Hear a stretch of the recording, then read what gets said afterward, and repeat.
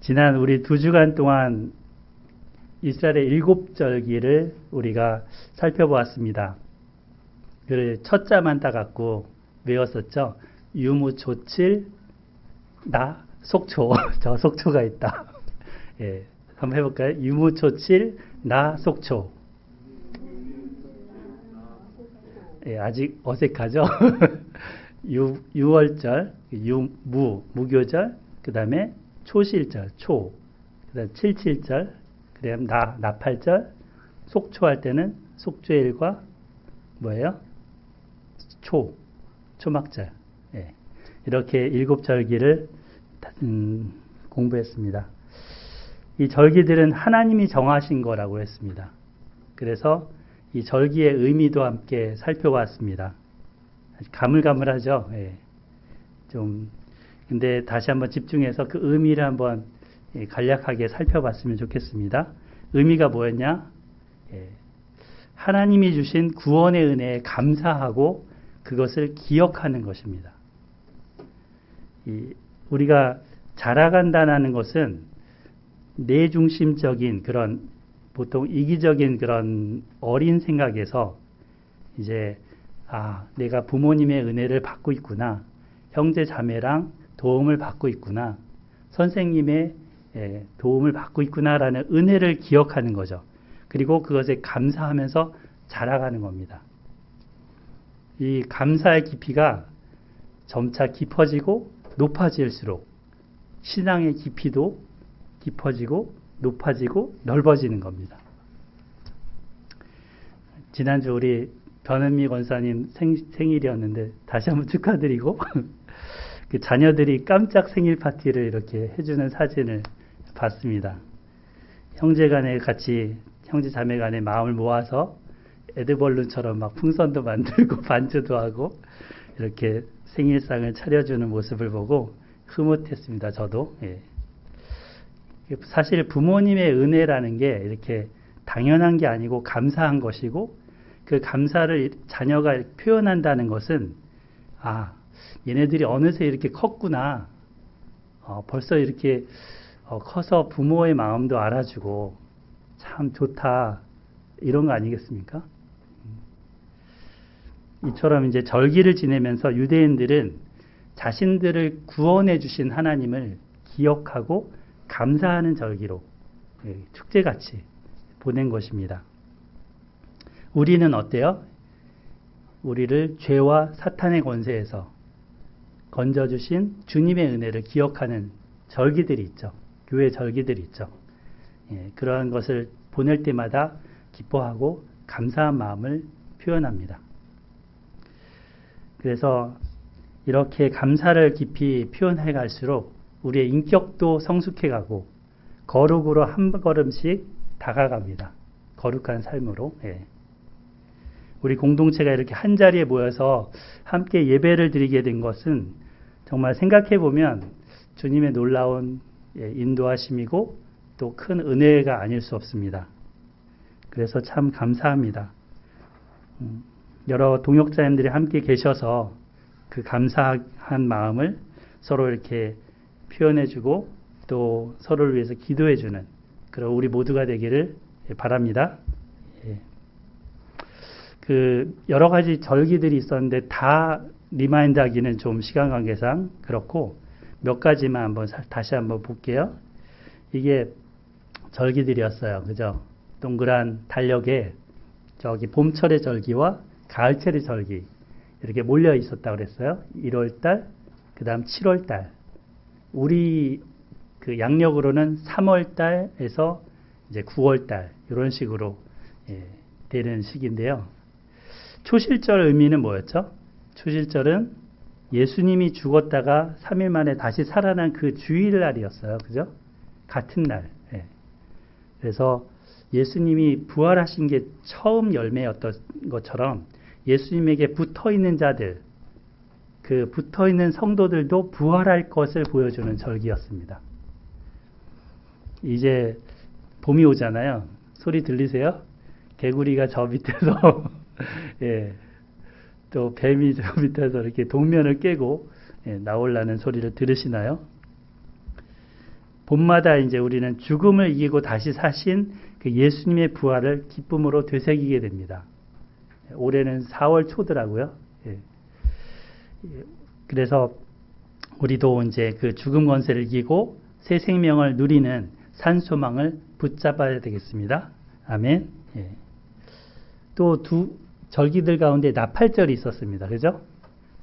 이 새해를 알리는 나팔절, 7월 1일이라고 그랬어요. 나팔을 불면 그 불면서 이 세상의 악을 심판하는 게 계시록에 나왔었죠. 예. 이 나팔은 그러니까 심판의 나팔이면서 한편에서는 승리의 나팔인 거죠. 승리의 나팔. 이 마지막 나팔에는 우리 성도들이 두 번째 다시 오실 예수님을 만나서 그 찬양하면서 기쁨의 혼인잔치, 천국잔치, 그것을 거기 참여할 겁니다. 우리 모두 그곳에 한 명도 빠지지 않고, 여기 계신 분들은 한 명도 빠지지 않고 다 거기서 주님 만나서 찬양하면서 잔치를 벌이시기를 축복합니다. 아멘. 그게 참 소망이지 않겠습니까? 예. 지난주 제가 카톡방에다가 그 나팔 소리를 들어보시라고 올려드렸는데 혹시 들어보셨나요? 그 나팔절에 잠시 다시 한번 들어볼까요? 이게 나올라나요? 나와야 되는데 들어보시죠.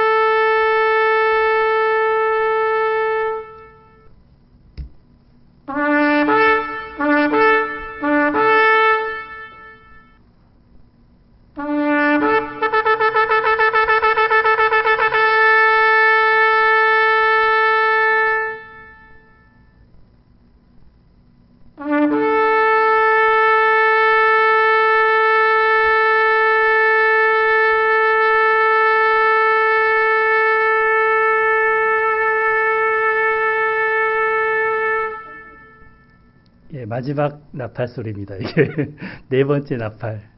아주 길게 한 번에 뽑죠. 예. 처음에 부를 때는 그냥 한 번 짧게 이렇게 길게 불었는데, 그 두 번째는 세 번을 빠바방, 그 다음에는 빠바바바바바방 이렇게 부르고, 예. 각각의 의미가 있어요. 그죠? 나팔절의 이 쇼파르 나팔 소리는 우리의 잠들어 있는 그 심령을 깨웁니다. 세상에 취하였던 마음을 흔들어서 왕을 맞이할 준비를 하도록 만드는 거죠. 여호수아서에 보면 그 여리고 전투 싸움에서 하나님께서 특이한 전술을 여호수아에게 명령하십니다. 뭐냐면 소리 지르기 전술. 한꺼번에 소리를 확 지르는 전술입니다. 근데 이 전술은 인류 역사상 전무후무한 전술입니다. 이때밖에는 쓴 적이 없어요. 이제 여호수아 6장인데요. 성경 갖고 계신 분 한번 펼쳐보시죠. 6장. 여호수아서는 어디냐면 신명기 맨 다음에 있죠. 신명기 후에 여호수아서 6장 326페이지입니다. 2절부터 읽을게요. 여호와께서 여호수아에게 이르시되 보라 내가 여리고와 그 왕과 용사들을 네 손에 넘겨주었으니 너희 모든 군사는 그 성을 둘러 성 주위를 매일 한 번씩 돌되 엿새 동안을 그리하라.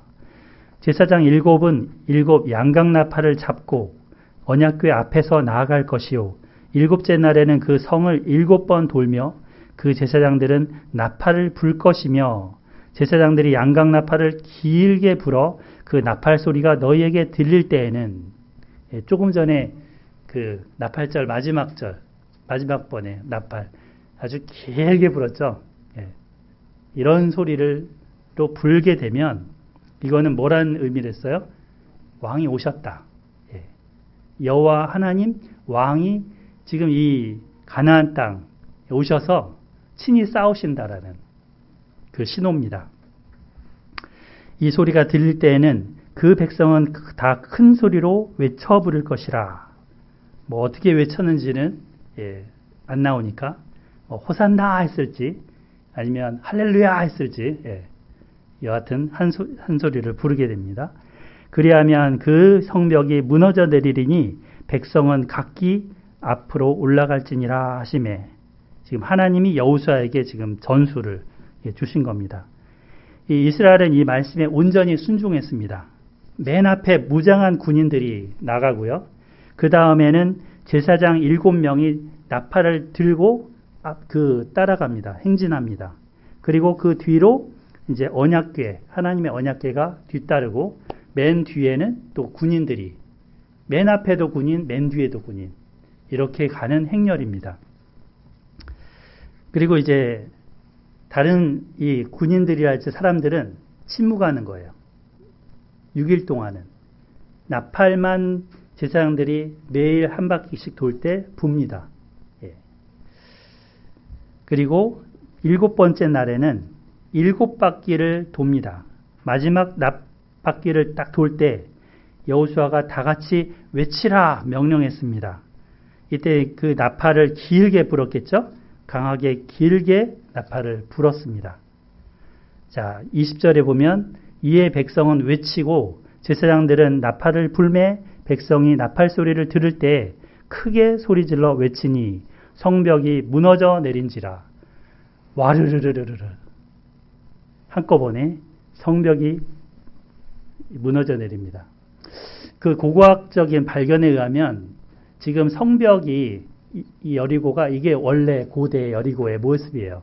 그래서 두 개의 성벽, 안쪽 성벽과 바깥 성벽으로 이렇게 사이가 있고 가운데에도 집들이 있죠.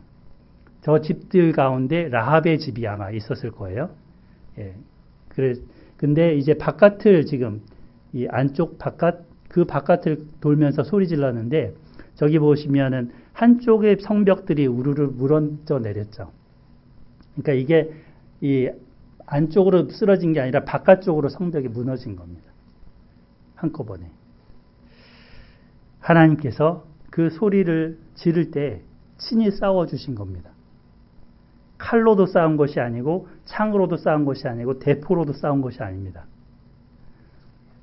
찬양의 나팔 소리와 하나님을 높이는 그 소리를 하나님이 받으시고 이 타락한 성읍을 무너뜨리신 겁니다. 이것은 마치 요한계시록 7 천사들이 나팔을 불 때마다 왕 되신 하나님께서 임하셔서 그 심판을 행하시는 것을 미리 보여주는 사건입니다. 하나님께서는 우리가 절기를 보내면서 이 하나님이 하신 일과 하실 일을 기억하기를 원하십니다. 그냥 절기를 보내는 게 아니고 하나님 앞에서 이 절기를 보내기를 원하십니다. 감사의 절기, 찬양의 절기이면서 주님을 높이는 절기인 거죠. 자, 오늘 본문에서도 하나님께서는 백성들에게 그들이 하루 중에 기억하고 정리할 것, 그리고 일주일마다 기억하고 챙겨야 할 것을 말씀해 주십니다. 자, 그래서 하나님 앞에 코람데오 하면서 살아가는 삶을 말씀해 주실 것입니다. 하나님 앞에서 코람데오. 오늘 제목이 뭐예요? 하나님 앞에서. 주보에 나와 있죠. 하나님 앞에서. 가로 열고 뭐? 코람데오. 이게 라틴어예요. 코람. 앞에서라는 말이고, 데오는 하나님이라는 라틴어 말을 이제 중세 때 많이 썼겠죠. 라틴어를. 그래서 하나님 앞에 살자. 이렇게. 코람데오 하자. 네, 그런 말을 많이 썼는데, 그 말씀이 지금 오늘 제목입니다. 밥을 먹든지, 일을 하든지, 누구를 만나 대화를 하든지, 모든 일에 하나님 앞에서 코람데오. 우리가 지금 숨을 들이마시잖아요. 호흡이라고 하죠. 부는 걸 호, 들이마시는 걸 흡, 호흡. 호흡을 하는데 뭐가 들어갔다 나왔다 해요? 공기가 들어가고 나왔다 하죠. 근데 공기가 보여요, 안 보여요? 안 보이잖아요. 우리 코 속으로, 입 속으로 들어와서 세포마다, 핏줄마다 흘러다니는데 그 공기가 우리를 살리고 키우고 건강하게 하는데 안 보이잖아요. 근데 함께 하죠. 이런 공기와 마찬가지로 하나님은 우리 삶의 시간과 공간 속에서 우리 속에 들어오기를 원하십니다. 그래서 그 하나님 앞에 우리가 살기를 원하십니다. 우리가 마음을 열고 그분한테 자리를 내드리면 기쁨으로 함께 하시는 거죠. 하나님은 오늘 이 시간도 하나님을 찾는 자가 여기 있나? 저기 조는 자가 있나? 네, 딴 생각하는 사람이 있나가 아니라 하나님을 찾는 자가 있나? 살펴보십니다. 그래서 이 말씀으로 선포하겠습니다. 오늘은 세 가지 내용을 살펴볼 건데 첫째 여기 써놨죠? 같이 한번 읽어볼까요? 시작.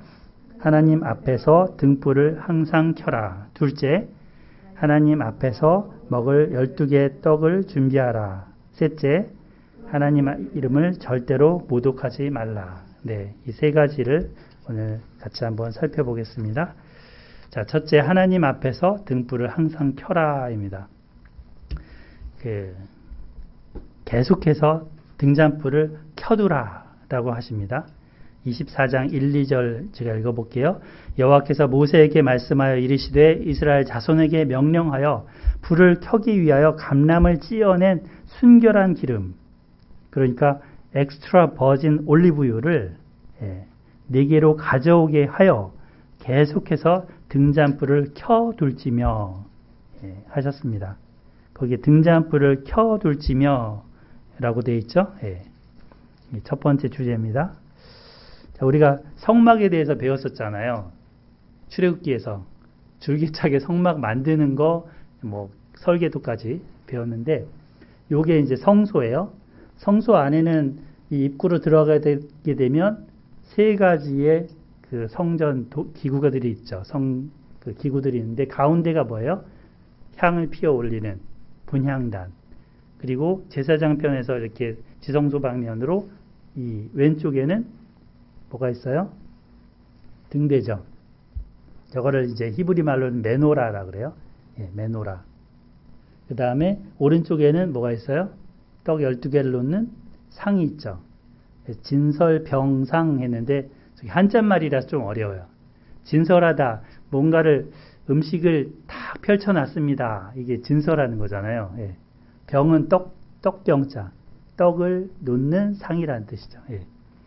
그래서 저렇게 되어 있는 그 가운데 첫 번째 저 등대에 등잔이 있어요. 7개가 있죠. 이렇게 맨 꼭대기에 거기다가 기름, 올리브 기름을 이렇게 넣어서 항상 불을 켜라는 겁니다. 이 성소에는 없는 게 있어요. 뭐가 없죠? 밤이 되면 뭔가 달빛이나 별빛이라도 들어올 만한 창문이 없어요. 다 이렇게 순금으로 싼 기둥들하고 천막으로 위쪽에는 4개의 천으로 다 덮었잖아요. 그러니까 불이 없으면 캄캄한 거예요. 아무것도 안 보여요. 완전히 더듬어야 됩니다. 그래서 반드시 등잔불을 켜야지 그 안을 돌아다닐 수 있습니다. 여기 뭐라 그랬어요? 감람으로 찌어낸 순결한 기름, 이런 말을 했죠. 감람. 무슨 감이 아니고요. 단감이 아니고 올리브 열매에서 뽑아낸 그런 기름입니다. 그거를 이제 올리브를 감람이라는 한자말을 쓰는 거죠. 가장 최고의 기름으로 이 성소에 불을 밝힙니다. 올리브 기름을 보통 짜낼 때 여러 개의 기름이 나온대요. 등급이 달라요, 근데. 그래서 가장 처음 짜낸 기름이 가장 최상품의 기름입니다. 이 기름을 여기 성소의 등잔불로 사용합니다. 만약에 하품의 기름을 쓰면 어떻게 될까요? 불을 붙이면 그름도 나고 뭔가 냄새도 별로 안 좋고 그러겠죠. 근데 최고의 기름을 쓰면서 가장 빛을 밝게 냅니다. 이 깨끗한 기름을 이스라엘 백성들이 모세한테 다 가져오게 되면 이거를 대제사장 아론한테 전달을 해서 그 아론이 등잔불을 정리하게 됩니다. 자, 우리 3, 4절 같이 읽어볼까요? 3, 4절 같이 읽어봐요. 시작. 아론은 회막 안 증거교회 휘장 밖에서 저녁부터 아침까지 여호와 앞에 항상 등잔불을 정리할지니 이는 너희 대대로 지킬 영원한 규례라. 그는 여호와 앞에서 순결한 등잔대 위의 등잔들을 항상 정리할지니라. 아론이 할 일을 지금 명령하십니다. 이 제사장 책무가 등잔불이 꺼지지 않도록 관리하고 등잔들을 항상 정리하는 것입니다. 하나님 계신 곳에, 하나님이 임재가 상징되는 곳에 빛이 가득하게 하는 것입니다. 어둠이 지배하지 못하도록 내버려둬서는 안 되는 거죠. 우리도 밤에 되면은, 지금도 우리 낮인데도 지금 이렇게 등잔은 아니고 전기불을 환하게 켰습니다. 그죠? 예배니까. 이 전기가 없으면 어떻게 될까요? 이 전기가 없으면 이것도 안 나올 테고, 여기도 캄캄할 거예요. 창문이 있더라도. 그죠? 어두컴컴할 겁니다. 밤이 되면 더 어두울 겁니다. 근데 전기가 없던 옛날에는 어떻게 했을까요? 전기가 없던 옛날. 촛불을 켜죠, 보통. 요즘 불 나가면 촛불 켜죠. 우리 할머니, 할아버지들은, 아주 옛날 할머니, 할아버지들은 이런 불을 켰다 그래요. 여기 나오나요? 이런 불. 호롱불이죠. 예, 이쪽에 호롱불. 그래서 이 불을 밝혀놓고 책을 읽기도 하고, 또 어머니들은 뚱땅뚱땅 뭐예요? 이 다듬이질. 그런 것도 밤에 하고 했습니다. 근데 이 형설지공이라는 말이 있잖아요. 저 형설지공이 보면 제가 반딧불이에요. 왼쪽에 저 벌레가 꼬리에서 불이 나죠. 쟤네들을 막 모아놓으면 그것도 밝기가 어느 정도 돼요. 그죠? 밝죠? 어느 정도. 예. 이 반딧불의 그런 불빛으로, 또 눈도 하얘니까 눈의 그 빛으로 가난해서 기름을 못 사니까 이 불빛으로 공부했다는 겁니다. 예. 형설지공. 그런 공을 통해서 뭔가 학문을 연마했다. 이런 것인데요. 옛날 제가 제주도에서 학원 선생을 했었는데, 그때 다녔던 학원 이름이 형설학원이었어요. 이 형설을 이걸 붙여서 이 캄캄한 밤에 빛을 밝힐 수 있다는 것은 참 고마운 것입니다. 성소에 있는 이 메노라, 메노라가 있었죠. 이 메노라는 우리 출애굽기에서 배웠었는데 마치 나무 같아요. 나무가 이렇게 가운데서 쫙 올라가서 옆으로 가지가 몇 개가 있어요? 3개씩 이렇게 펼쳐지죠. 그리고 조기 있는 매듭마다 있는 게 뭘까요? 살구꽃, 살구 열매예요. 그거를 형상화했습니다. 그래서 예쁜 거죠. 이렇게 모양이. 그리고 저거 통째로 하나예요. 이렇게 뭔가 조립하고 이게 아니고 통으로 하나를 만들었습니다. 상당히 고급진 그런 기술력으로 만든 겁니다. 그리고 다 금이죠, 금. 이것을 통해서 이제 불 밝힙니다. 그리고 이 곁에는 뭐가 있냐면은 불집게도 있고 불똥그릇도 있는데, 이것도 순금입니다. 순금으로 다 만들었습니다. 그래서 제사장이 이것을 관수하는데, 이 하나님께서 빛이시고 또 하나님이 항상 빛 가운데서 비추신다는 것을 상징적으로 보여주고 있습니다. 이 신앙생활에 가장 이렇게 적용을 한다면, 우리 안에 등불이 항상 켜 있는가, 그것을 우리가 관리를 해야 된다는 거죠. 등잔불을 관리한다는 것은 내 안에 등잔불이 켜 있는가. 우리 거룩한 성전이라고 그랬잖아요. 그죠? 이 몸의 성전이 우리는 걸어 다니고 밥도 먹고 일도 하는 겁니다. 그런데 우리 성전된 우리가 꺼지면 안 되는 거죠. 등불 관리를 잘 하고 있는지 살펴봐야 됩니다. 하나님의 등불이 내 안에 꺼져 있지 않는가. 그 사사기 시대 때는 하나님의 등불이 꺼져 있었어요. 그죠? 캄캄한 어둠의 시대였어요. 그런데 한나의 기도를 통해서 사무엘이 태어났고 그 사무엘을 통해서 사무엘이 성전 관리하잖아요. 그죠? 나중에. 예. 그가 하나님의 등불과 같은 역할을 합니다. 우리도 그와 같아야 된다는 거죠. 자, 그래서 이게 우리의 의무이고 특권입니다. 등잔불을 관리하는 것. 예.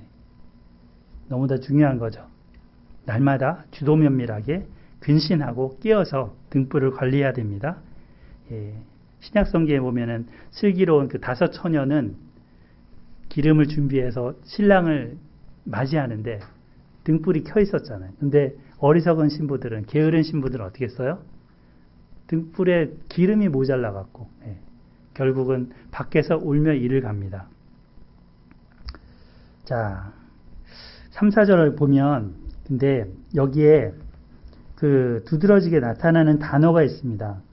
이 저녁부터 아침까지 3절에 저녁부터 아침까지 여호와 앞에 항상 등잔불을 정리할지니 여호와 앞에라는 말이 나오죠. 또 4절에도 그는 여호와 앞에서 순결한 등잔대 위의 등잔들을 하면서 여호와 앞에서라는 말씀을 하고 계십니다. 이 뒤에 진설할 떡에 대해서도 말씀하실 때 6절을 한번 읽어보실까요? 6절 시작. 두 줄로 한 줄에 6씩 진설하고 네, 여호와 앞 이렇게 써있죠. 예, 그 다음에 8절도 가보세요. 안식일마다 이 떡을 어디에?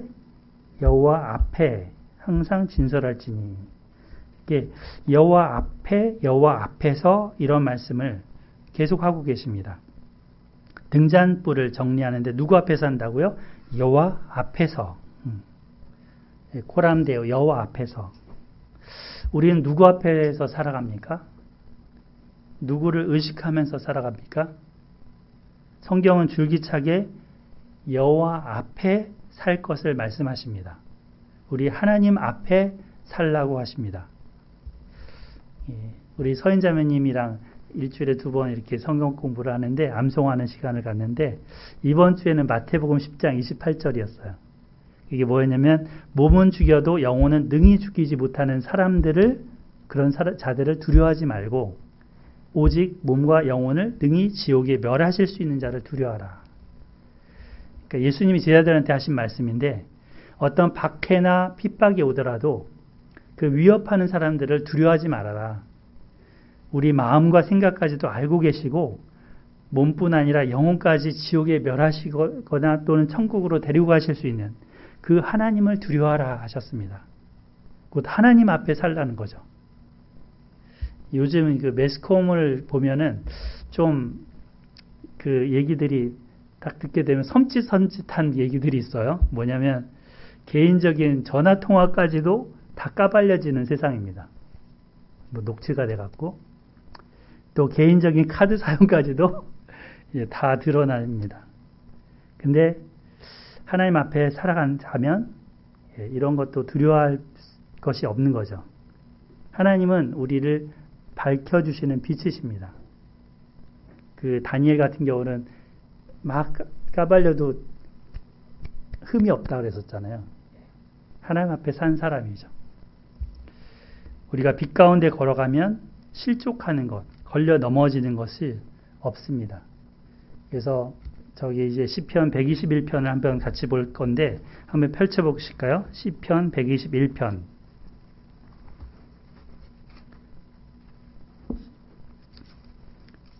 구약성경 897페이지.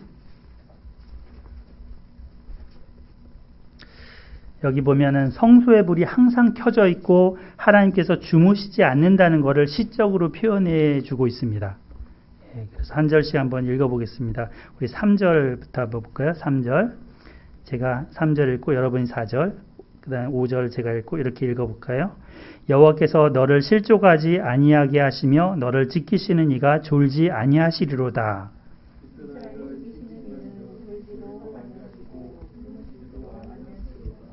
여호와는 너를 지키시는 이시라. 여호와께서 네 오른쪽에서 네 그늘이 되시나니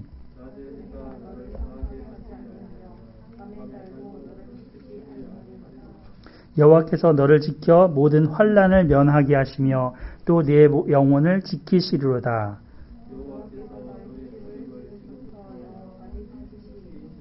아멘. 예. 여호와 하나님께서 주무시지 않는데요. 그죠? 졸지도 아니하신대요. 항상 깨어 계신 거죠. 그리고 지켜주신다. 저기 보면은 저 사람 그 뜨거운 뙤약볕에 그늘이 되어주시는 거죠. 예. 항상 그늘이 되어주신다. 그래서 여러 가지 환난, 그 태양빛의 뜨거운 햇살로부터 이제 어려움을 면하게 해주신다라고 시편 기자는 말하고 있습니다. 제사장들이 성소의 불을 언제부터 밝히나요? 여기 보면 레위기 24장에 보면 저녁부터 아침까지죠. 그러니까 밤새도록 이렇게 불을 밝히는 거예요.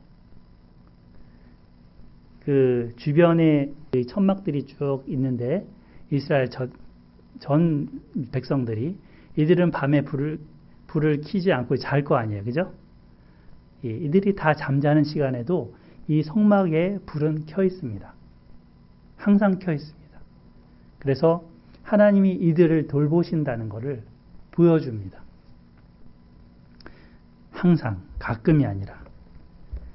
그래서 별빛을 의지해서 이들이 잠을 들 때에도 하나님은 졸지도 주무시지도 아니하시고 그들이 살아가는 속에서 빛으로 비추어 주십니다. 광야 기간 동안에도 불기둥, 구름기둥으로 인도하셨잖아요. 그래서 하나님은 빛으로 우리 삶을 비추어 주시고 우리 삶을 인도해 주심을 믿고 의지합시다. 아멘.